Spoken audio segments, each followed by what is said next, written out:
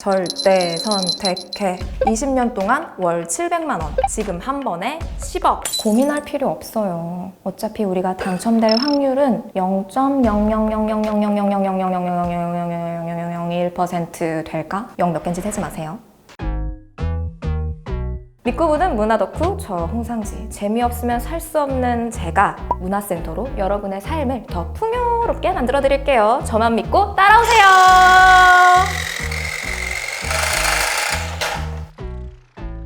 근데 진짜 복권이 유행이긴 한 것 같아요. 누구나 가슴 한 구석에 로또 하나쯤 품고 살잖아요. 진짜 그냥 바로 긁으면 결과 나오는 즉석 복권부터 복권계 스테디셀러 로또, 그리고 얼마 전에 20년간 월 500만 원에서 20년간 월 700만 원으로 오른 연금 복권까지 종류도 진짜 다양하고, 아 진짜 한 번만 당첨되면 소원이 없겠다, 약간 이런 마음이잖아요. 근데 또 해외 복권 당첨금을 보면은 입이 아주 떡 벌어집니다. 미국 파워볼 같은 경우에는요, 막 2018년에 1등 당첨액이 거의 막 7천억 원? 유럽의 유로밀리언 복권 같은 경우에는 당첨금액이 뭐 2천억 원, 뭐 3천억 원? 뭐 이렇게 된다고 하니까 와, 이거 당첨되면은 어디다 먼저 써야 돼요?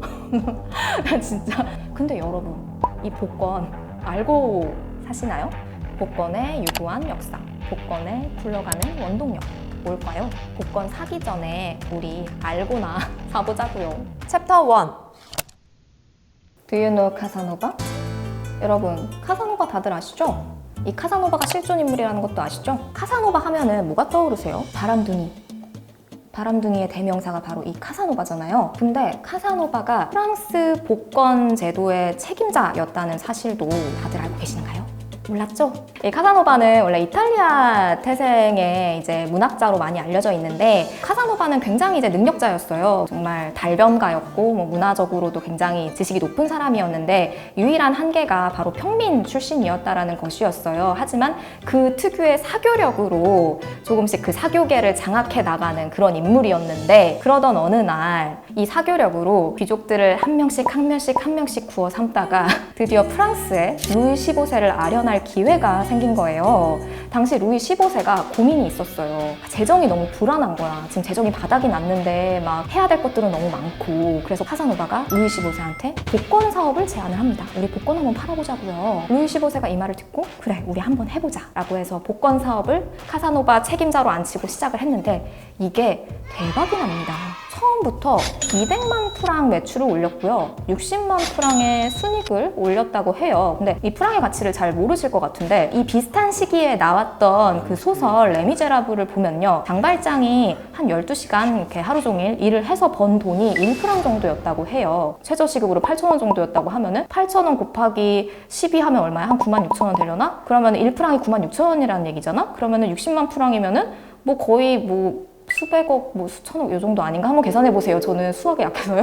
근데 아무튼 어마어마한 금액의 수익을 올렸다는 거. 그래서 카사노바가 그 후로도 이제 승승장구할 수 있었던 가장 결정적인 계기가 바로 이 복권이었다라는 사실. 그래서 이 카사노바와 루이 15세처럼 나라에서 뭔가 재정이 되게 불안정할 때, 공공재원이 부족할 때 가장 쉽게, 손쉽게 이용할 수 있는 제도가 바로 이 복권 제도였어요. 그래서 복권의 역사를 막 거슬러 올라가면요, 막 고대 이집트 시대부터 뭐 복권이 있었다라는 얘기가 있어요. 공공재원으로 쓰였다라는 게 역사적으로 남은 기록들을 찾아보면은 이 진나라 때 만리장성 축조했잖아요. 이 만리장성을 세우는데 복권 기금이 이용됐다고 해요. 고대 로마 제국의 아우구스투스는 연회를 열어서 복권이나 경품 추첨 같은 행사를 열어서 공공재원을 마련해서 그걸로 뭐 길도 다시 닦고 뭐 건물도 새로 세우고 그렇게 나라를 정비해서 로마 제국을 이끌 수 있었다고 하더라고요.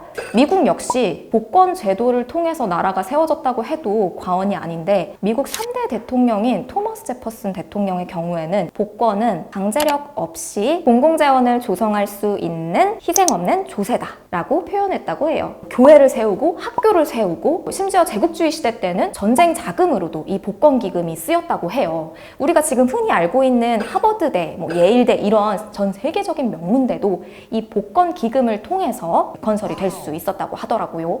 나라에서 왜 이 복권을 이용할 수밖에 없었을까? 이때까지만 해도 은행이 없었어요. 그러니까 금융기관이 없었던 거예요. 1800년대 이후에 복권이 점점 이제 쇠퇴하기 시작하거든요. 그 이유가 뭐냐면은 1800년대 이후부터 금융기관들이 엄청나게 이제 생겨나기 시작해요. 그러면서 뭐 예를 들어서 부동산 대출이라든지 융자 뭐 이런 제도들이 활발하게 있으면서 나라 입장에서는 더 이상 복권 말고도 자금을 조달할 수 있는 방법들이 늘어나게 된 거예요. 그런데 1960년대 이후부터 경기가 침체되기 시작합니다. 그러면서 자연스럽게 나라에서 돈이 필요하게 되겠죠. 복권이 다시 부활하기 시작합니다. 우리 세금 거두려고 하면은 좀 반발심이 이제 시민들이 생길 수밖에 없잖아요. 예전에 20% 걷던 거 지금 30% 걷는다 그러면은 시민들 입장에서는 솔직히 싫잖아요. 그렇기 때문에 이 조세에 대한 저항이 생긴다라고 표현을 하거든요. 이런 거를. 근데 복권은 이런 저항 없이 손쉽게 공공재원을 마련할 수 있는 수단이었다는 거죠. 그렇게 되면서 저항 없이 손쉽게 공공재원을 마련하려는 나라의 욕구와 그리고 부자로 태어나지 않는 이상 부자가 될 수 없을 것 같은 이 시대에서 일확천금 한번 노려보자 라는 이 시민들의 욕구가 합쳐지면서 이 복권 제도는 지금까지 쭉 잘 굴러가게 된 것이죠. 그래서 복권은 고통 없는 세금이라고 불리기도 합니다. 그러면은 우리나라는 복권이 언제부터 있었을까요? 챕터 2. 1948년에 올림픽 복권이 있었다고 해요. 당시에 이제 런던 올림픽이 있었는데 런던 올림픽에 우리나라 선수들을 보내야 되잖아요. 근데 이 자금을 모으기 위해서 그 올림픽 복권을 발행하게 됩니다. 당시 한 장당 100원, 140만 장을 발행했다고 해요. 그렇게 해서 8만 달러를 모아서 선수들을 런던 올림픽에 출전시킬 수 있었다고 합니다. 그리고 1969년에 주택 복권이 나옵니다. 여러분 이거 다들 아시죠? 준비하시고 쏘세요. 하면 막 돌아가고 막 1번 뭐 약간 뭐 이런 식으로 나오는 그 주택 복권이 1969년에 처음 나왔는데 이때 당첨 금액이 300만 원이었다고 해요. 지금 따져보면 300만 원 너무 적은데 뭐 이렇게 생각할 수 있지만 당시에 집 한 채 제대로 된 거 사려면 200만 원이 들였다고 해요. 그러니까 300만 원이면 집 한 채 사고 또 여윳돈이 있는 거니까 결코 작은 금액이 아니었던 거죠. 그렇게 주택 복권이 부흥을 하게 되고요. 그리고 드디어 로또가 2002년에 처음 나오게 됩니다. 저 이때 기억나요. 뭐 막 로또 광고도 엄청 많았고요. 막 당첨 금액이 막 수백억 원 막 이렇다는 거예요. 한 번 당첨되면은. 그래서 나도 로또 하고 싶다 막 이런 생각을 막 했었는데 45개의 숫자 중에서 6개의 숫자를 맞춰라. 그러면은 대박이 날지니 뭐 이런 로또가 태어나게 된 것이었죠. 챕터 3. 그리고 복권은 지금까지 서서히 진화해 오고 있습니다. 예전에는 숫자 하나 받아서 이 숫자가 나오기만을 바라는 굉장히 수동적인 형태의 복권이 많았다면은 요새는 구매자들한테 직접 숫자를 선택해라, 경기 결과를 예측해봐라, 이렇게 마치 능동적이게 만드는 그런 형태의 복권이 점점 많아지고 있는 것 같아요. 그래서 구매자로 하여금 내가 조금만 더 잘하면은, 내가 조금만 더 막 기술적으로 하면은 잘 될 것 같은 그런 희망을 또 심어주기도 하고요. 근데 여러분, 안 돼요.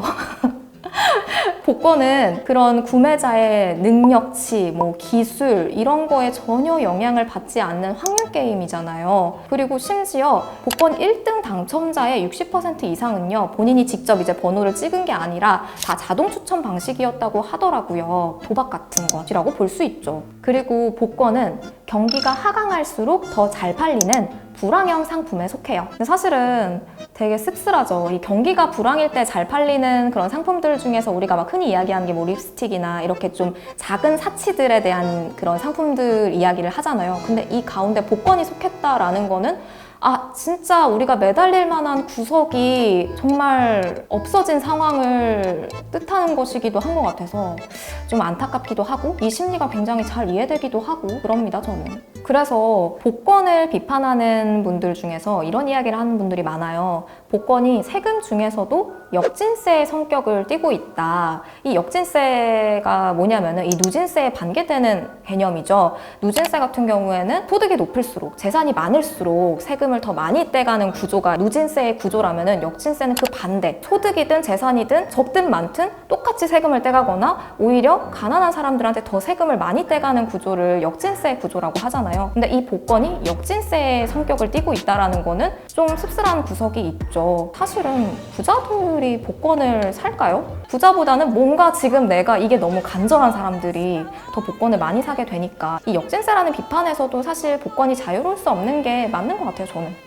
미국 로스쿨에 카렌 그로스 교수라는 분이 있어요. 이분이 이제 파산을 연구하는 교수님인데 이 교수님이 그런 이야기를 했대요. 복권 당첨자의 3분의 1이 파산했다. 뭐 이런 논문을 발표하신 적도 있고요. 그리고 UC 버클리 심리학자 캐머런 앤더슨 교수는 또 이런 이야기를 했대요. 갑작스럽게 재산이 불어난 그 기쁨은 9개월이 가지 못한다. 뭐 이런 결과를 내놓기도 했다고 하더라고요. 그러니까 너무 이 복권에 기대는 것보다 우리 이제 복권 한 장 가슴속에 품고 일주일을 또 희망차게 살아가듯이 딱 그 정도로만 복권을 즐기면 되지 않을까? 그런 생각입니다. 오늘의 문화센터는 이거를 참고했습니다. 오늘은 저희가 이 복권에 대해서 다뤄봤는데 또 우리 일상에서 뭐 되게 궁금한 것들 많잖아요. 여러분 지금 댓글에다가 남겨주시면은 제가 대신 공부해 오겠습니다. 그러면 저는 다음 홈클래스로 찾아올게요. 안녕. 진짜 0.000. 아이씨 이렇게 이거 맞았다. 에이 뭐 1,000원이겠지. 1,000원이겠지 뭐.